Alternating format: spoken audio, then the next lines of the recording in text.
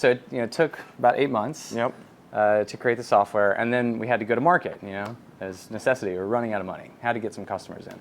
And so we started knocking on what we thought would be our original customer base, which we thought, law firms, which it is today to a certain extent.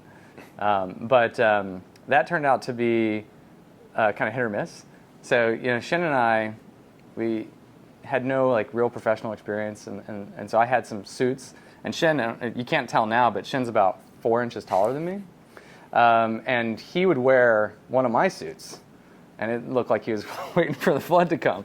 And we would go into these partner meetings, and meeting with these attorneys in these big, beautiful law offices. I own 3 shirts back in the days. I mean, this is like 10 years ago. So we would go on these meetings, and it's me cold calling people and getting introductions and just trying to hustle. And we'd go into these meetings with lawyers, and we'd talk to them about, because we're so excited about using this technology, and we would talk to them about the things that they don't really want to hear. So we would say things like how efficient the software is and how much time you can save. Like how long is it taking you today? And they'd say something like, "Oh, we could do that in a fraction of the time."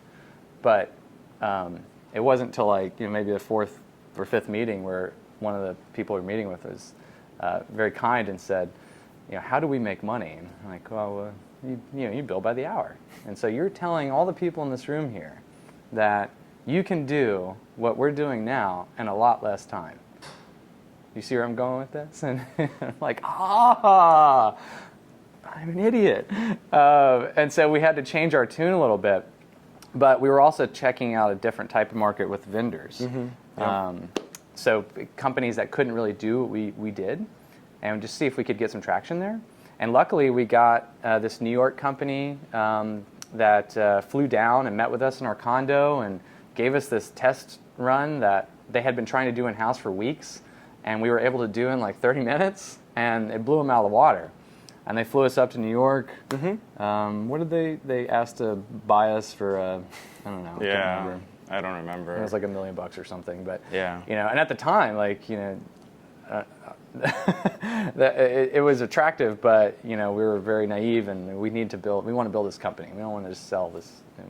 There's a bigger vision here, and so we said no, and they said, okay, well in that case, here's $40,000 worth of work, and they let us go on our way.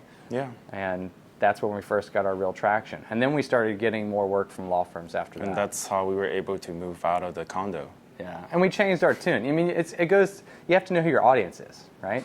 So if I'm going and talking to a law firm, I don't want to talk about how I can take money away from them. I want to talk about how I can make them more successful with their clients. And so we changed our approach with them and really tried to understand what are the challenges that they have with these projects, and what does that mean for them, and what does that mean for their clients, and how can we make them more successful. And so we were able to do that, and then we started getting all this high volume of discovery, and that's just took off like a rocket ship.